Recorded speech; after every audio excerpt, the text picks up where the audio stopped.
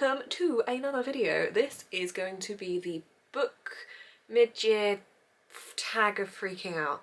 The mid-year book freak out. The tag, the mid-year book freak out tag.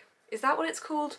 There's a lot of words. Basically, I look back on the first 6 months of this year in which I've managed to read 50 books, and I'm going to tell you which ones made me laugh, which ones made me cry, which ones I really loved, which ones I'm still excited to read, and we're just going to jump right in because I've got a lot of books to share with you. The first question is, what is the best book I have read so far in 2020? That would be Crescent City's House of Earth and Blood by Sarah J Maas.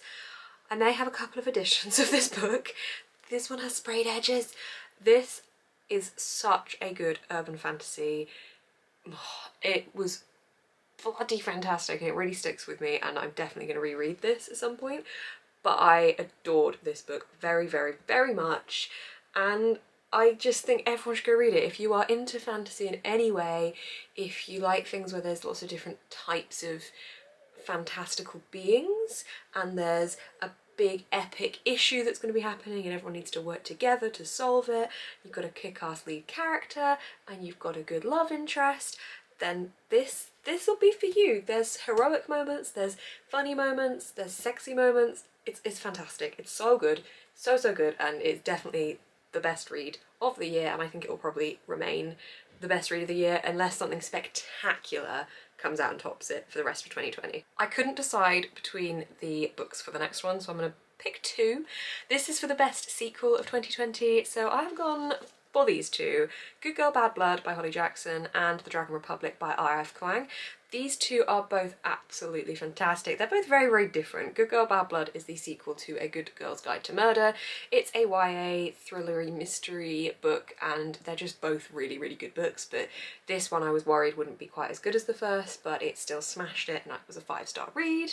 This one is a fantasy follow-up to The Poppy War, in which we follow a main character going through a school where she learns to be a shaman of sorts and deals with some very different types of abilities, and it's a big war, the Poppy War, and this is the follow-up as we kind of get over the effects of the Poppy War and just get into a whole bunch of trouble. This series is fantastic. The Poppy War is one of my favourite books of all time. Absolutely love it. So both of these have to be up there. This one is chunky, so if you're looking for a big fantasy series, did I just say every time I speak, I set Siri off, I swear. Anyway, if you're looking for a big fantasy series, this is really good. If you're looking for a YA thriller series, this one is also excellent. The next book is a new release you haven't yet read. This is really easy because I literally got this yesterday, so I would have been very surprised if I had read it, but this is A Song Below Water by Bethany C. Morrow. This is a really short fantasy about mermaids. It tackles sexism and racism, and I am very excited to read this one. I like this size fantasy when it's something that is really poignant, so the fact that this deals with sexism and racism, I think it's going to be, I obviously haven't read it yet, but I can sense it might be one that stays with me, because I think when they're shorter they can really get to the point and be quite intense with it. So I'm very excited to read this one. I think this will probably be within my July, August reads, hopefully. I've got so many books I want to read at the moment, so many! Next is my most anticipated release for the rest of the year. There was a couple I was going to choose from here, but I ended up going with The Midnight Library by Matt Haig. This is one that I have had pre-ordered for ages. I am so excited to read this. It's got the element of a library to it, which I love, but in short it's about the option to be able to go back and change your past mistakes and things, and whether you would. And I really like the way that Matt Haig writes about morality and like makes you question things and think about things and think about your life. So this one definitely looks like it's going to be one that makes you really think about things. So I am very, very excited to read that one. There are a couple of others I'm excited to read, but I'm going to make you wait because I'm going to be sharing them soon in some exciting reading vlogs. The next prompt is the biggest disappointment. Now, I don't like being negative about books because normally if I didn't like a book I would just DNF it, but I got sent this one to review and I wanted to be able to finish it because I felt bad. That was The Night Country by Melissa Albert, which is the sequel to The Hazelwood.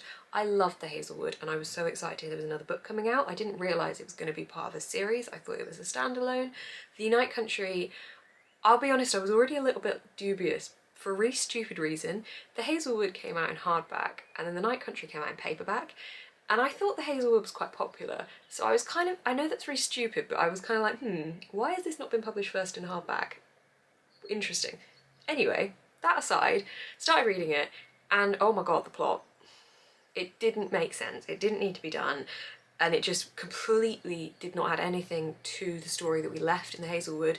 It just wasn't needed, and it was really disappointing, unfortunately. And then for my biggest surprise, I picked this one because I got it at the start of the year to review again, and so I was sent a copy of this one and I was very excited to read it, but then I saw loads of people saying that they didn't like it and talking quite negatively about it online, so I thought I'm still going to give it a go because I was excited, but I went into it with zero expectations and expecting not to like it. And that book was The God Game by Danny Toby. I think this might be my first read of the year.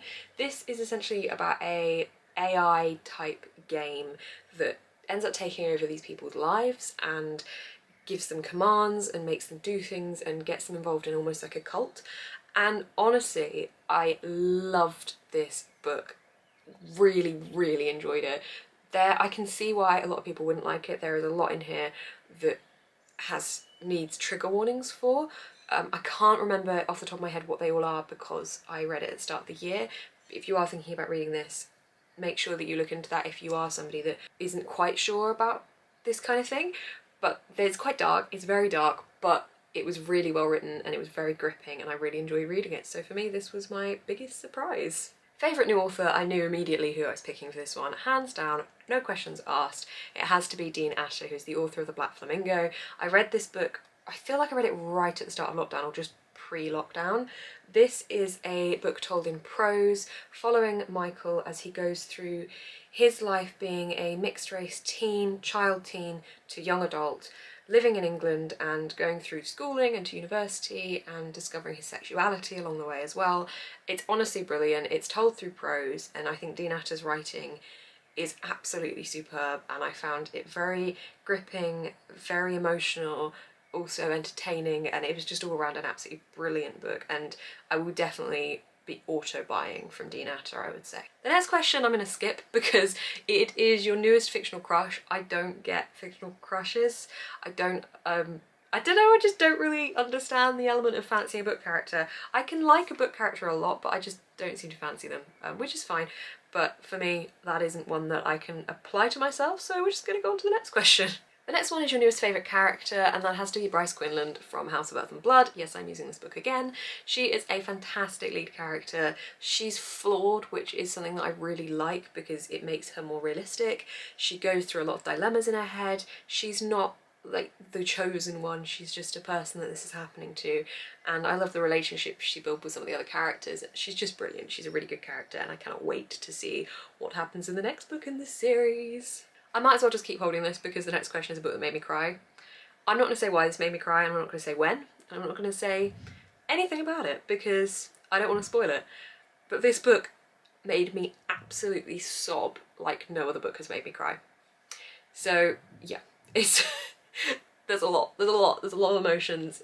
It really, really made me cry. On to Happier Times is a book that made me happy, which is The Unlikely Escape of Uriah Heep by H.G. Parry. This is a book that I've mentioned quite a lot for books about books, but basically this is about a world in which one guy can bring characters out of the pages of books into real life, and I love the fact that this is actually real characters that we know rather than made up characters for this book.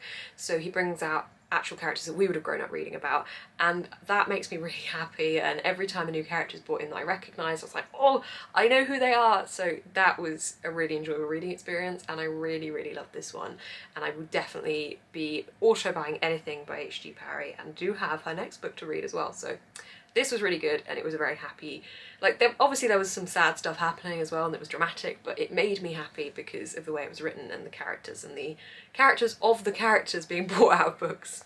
Next is an easy one. The most beautiful book you have bought or received would have to be The Court of Miracles by Kester Grant. This arrived yesterday. It is beautiful. This is the cover. This is the WATERSTONES exclusive edition. We've got sprayed edges, but what makes it even more stunning is under the dust jacket.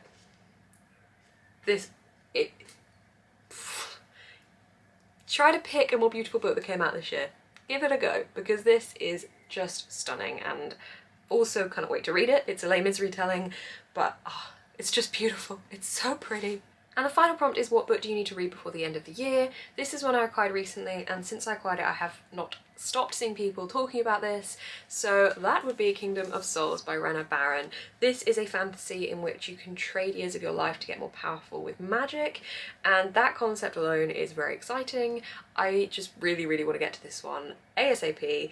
I don't, like this prompt, I wasn't sure if it was like you have to read this book for a particular reason by the end of the year, but I really want to read this book and I hope to read it over the next month or two. Again, I've got so many books that I want to read at the moment, and for the last 2 months I've had TBRs for various readathons, so I look forward to, in July, just picking up whatever I fancy. And this one, if I was picking up whatever I fancy right now, it would be this one, but Kingdom of Ash, so. The Kingdom of Souls is really exciting and I cannot wait to read it. So this is the last book on my list of prompts for the, whatever this video is called, the mid-year freaking out about many books that I haven't read or have read book tag. That's all the books for the tag. I have had an absolutely fantastic reading year so far this year. Reading 50 books alone was just a lot, and I really enjoyed most of the books I've read. I'm getting really good at DNFing books I don't like, so I'm able to walk away from them a lot easier, which means that all the books I finished are books that I have mostly really enjoyed. Thank you guys so much for watching. Let me know if you've read any of these books and what you thought, or what your answers to these questions would be. I'll leave the questions down in the description below, but you can comment down below as well. You can give this a thumbs up if you enjoyed, and you can subscribe to see more of my videos. Thank you so much, keep smiling and stay positive.